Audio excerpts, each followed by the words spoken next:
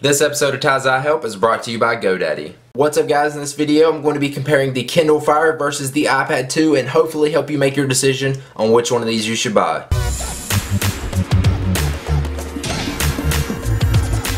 Alright, so let's get started comparing these two. Now I know a lot of people have said you cannot compare the Kindle Fire to the iPad 2 because they're two completely different devices.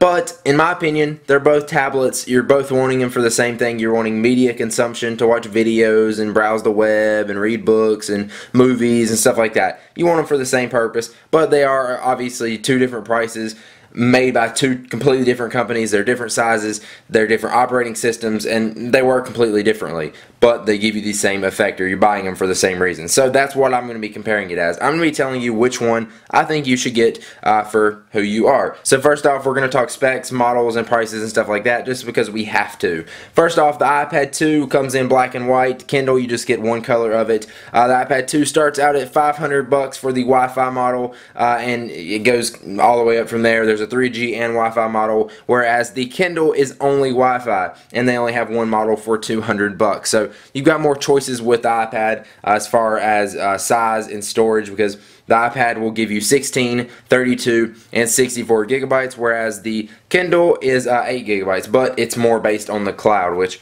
Apple's moving towards the cloud anyway, so they're both kind of the same in that sense, and I don't think storage space really matters now. Now, obviously, there's a size difference here. The Kindle is 7 inches, whereas the iPad 2 is 9.7 inches. So there's obviously a size difference, and I think the iPad weighs like 46% heavier, but you're obviously going to have a heavier device when you have a bigger screen. So it's really your preference on screen size. I like the 7-inch screen, and I also like the iPad screen. Battery life goes something like this. You're going to get 8 hours on the Kindle Fire and around 10 hours on the iPad 2, depending on what you're doing. Obviously, you get a front and back facing camera on the iPad 2, whereas on the Kindle Fire, there are no cameras, which isn't a bad thing. I never use the camera on my iPad anyways, and it's awkward to do it anyway. Now that we're through with all these spec crap, which I don't think personally matters because consumers don't really care about specs. Every tablet that comes out now is going to be fast no matter what, and they really just want to play games and have a fun device that actually works and is easy to use. Just my opinion. So first off, we'll start off with that, actually apps. So the Kindle Fire actually has Amazon's App Store. This is running Android, but it's not actually Android App Store. It's Amazon's App Store. So you're not going to have as big a selection of apps. But I did go through here. If you actually go into the store, there is a wide selection. I went on the games tab and scrolled and scrolled and scrolled on the all tab and went through over 500 games. Obviously, there's probably like hundreds of thousands of games on the Apple App Store, but you still are going to get a good choice of games. From what I've seen and from what I've played around with, games run just as good on the Kindle Fire. Sometimes the Kindle Fire is laggy just with touch. I don't know how well you can tell that. But, I mean, that may be something they can fix, or just maybe because they're running an old version of Android. This is running Android 2.3 with just Amazon's skin over it. So, app-wise, obviously you're going to get a better selection with the iPad. You're going to get some better games. You got the bigger screen, so the games are probably going to look better and maybe even work better, but either way, games are going to work great on both devices. So if you're buying the Kindle Fire or the iPad 2 for games, apps, and stuff like that, both should suit you well, but obviously you're going to get a better choice with the iPad 2. Now, like I mentioned before, this is running Android and this is iOS. So it's two completely different operating systems, and this isn't even exactly Android because it's running their skin over it, which looks completely different. So you're getting two completely different feels. So it's really what you're used to. I'm used to iOS. I prefer their layout much better. I like how Amazon did the Kindle Fire's layout where you can scroll back and forth, but I don't know, something about it isn't appealing to me, just how the icons are different sizes. It doesn't look clean. There's definitely some improvements to be made here, whereas the iPad, it's a simple, clean layout. You know how it works right when you pick it up, and it's just easy to use. So Amazon, you could do some improvements on like the user interface and stuff like that, whereas Apple has it nailed down to a T. I do like though that Amazon added the search bar up here to the top, as well as all the categories here at the top with newsstand, books, music, video, docs, apps, and web. I kind of like that. Just something around around in this region needs to change for me to like it better. Either way, you're still going to be able to access everything. It just may not look as pretty on the Kindle Fire. Now let's take a look at the web browsers on these two. I'm going to open it up on the Kindle Fire and the iPad 2. I don't know if you've seen that, but there's just overall there's a lag in the Kindle Fire. It doesn't really bother me that much. Maybe it's just because I'm used to the super snappiness of the iPad, and maybe I'm just used to the gestures and stuff on it, but I don't know. Anyways, I'm not really going to do a speed test. I will do one for you. I'll just load up my website here. I have it bookmarked. I haven't cleared cache on the Kindle Fire or anything like that, so I'm not doing this for a speed test. That's not what this video is about. So let me find my website, and there we go. So it seems like actually the Kindle Fire beat it there, but I don't know. It seems like the iPad is a little bit faster. Okay, actually the iPad did kill it there. Now, one thing about this web browser is this thing has Flash, which I don't know. I think Apple did a good thing with not putting Flash on the iPad, which Flash actually is getting killed anyways on mobile devices. But I don't know. The web browser on both are great. I prefer the iPad's web browser because it is a bigger screen, so I like to browse the web on it. It just seems easier. And sometimes these little tabs up here, it's just too small for me to tap. I don't know, it's just something about the web browser on this thing that I don't like. Now, Amazon did introduce a thing called Silk, which basically is, it loads everything on their servers, which is supposed to make it faster, but as you've seen there, it's not really any faster. In some cases, it's slower. It does work good. Flash videos like YouTube, I have played that. Those work fine. But I don't know.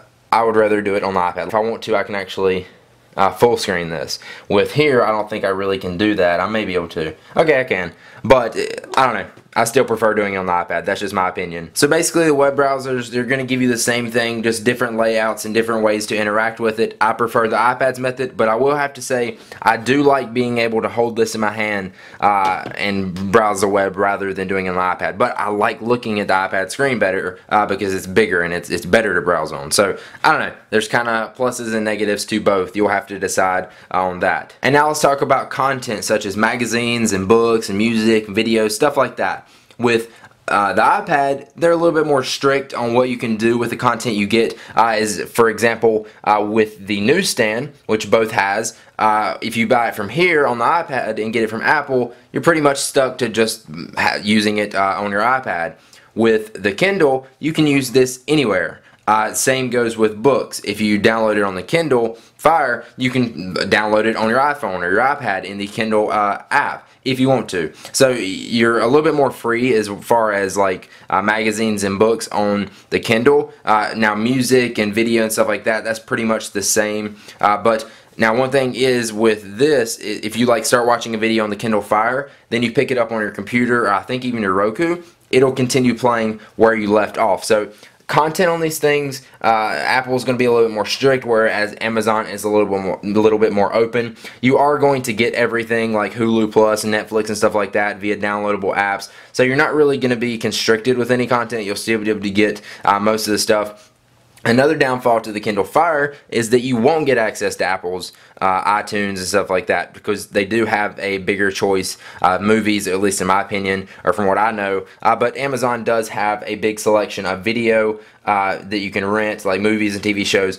And they have their Prime Instant Videos, which if you're an Amazon Prime member, you're going to get these for free. So there's pluses and negatives to both. You're really going to get about the same thing. Like if you're a Netflix or Hulu Plus subscriber, you're going to be able to watch both of those here. So really content as far as video, you're pretty much going to get the same thing. It's just one is a little bit more strict than the other. Now that we've covered the content, I did want to go back and mention these are tablets. They're both the same thing. You're both buying it for the same reason. But like the iPad is going to have simple little things that's different, just like iMessage, because you can message other iOS devices, whereas the Kindle Fire doesn't really have anything like that. There may be some text message app on the Kindle Fire that I don't know about in the Amazon App Store, but I don't know, just something simple like that that you're going to get on the iPad that you wouldn't get on the Kindle Fire, that Apple's going to provide because they got their synchronization with all of their Apple devices, whereas this is Amazon's first device, or first tablet that they've done. Alright, so let me try to answer the question, which is probably the reason you watch this video. Which one of these should you get, the Kindle Fire or the iPad 2?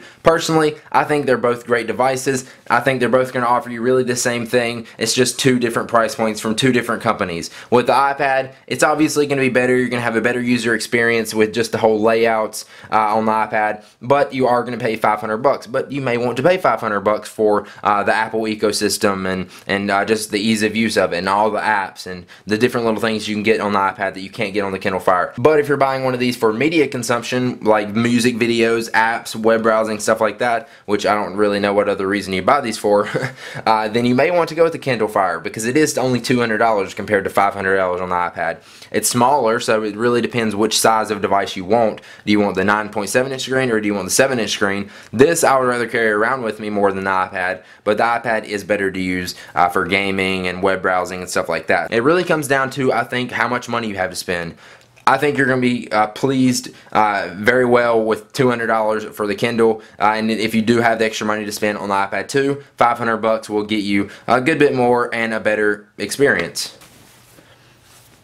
Now, who do I think these devices are better for? Kindle Fire, I think, is aimed at old people. No offense, old people. But, for example, or not old people, just somebody that used Kindle in the past that's not really experienced. Whereas they think, oh, the iPad, that's got too much stuff. I don't want all that. But the Kindle Fire seems to them like an upgrade from a Kindle. If they've used the Kindle ebook readers, they may be like wanting something more, wanting to do more on their Kindle. So they're like, hey, this is an ebook reader, which is, I think, the reason or the point Amazon is going to sell this as. So they may be like, hey, only $200 and I can get a Kindle with more features on it. So I think that's going to be the big selling point with the Kindle Fire. From what I've seen so far, that's what they're doing. They're not really trying to sell this thing as a tablet, but more as an upgraded ebook reader. So that's going to be great for people that like the Kindles, that don't want to spend $500 on an iPad, whereas the $200 price point is going to be great for them. Alright, let's take a quick break to look at our sponsor for this video, and that is GoDaddy. Get reliable and secure hosting without the long-term contract. GoDaddy's hosting plans are bigger and better than ever, with 99.99% uptime, 24/7 support, and no annual commitment. You can also download GoDaddy's free iPhone, Android, or BlackBerry app to make orders right from your phone, manage your current domains, and more. For Ties.help viewers, you can get your very own domain name for only $7.99 if you use the code TIE3 at checkout. Also, don't forget to check out revision3.com/GoDaddy for all the amazing GoDaddy deals from Revision 3. So hopefully this video and my opinions has helped you decide which one of these is right for you or which one you should get.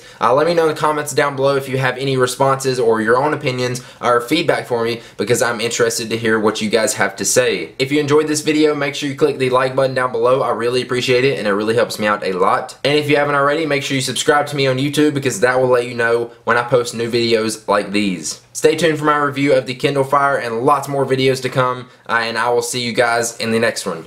Peace.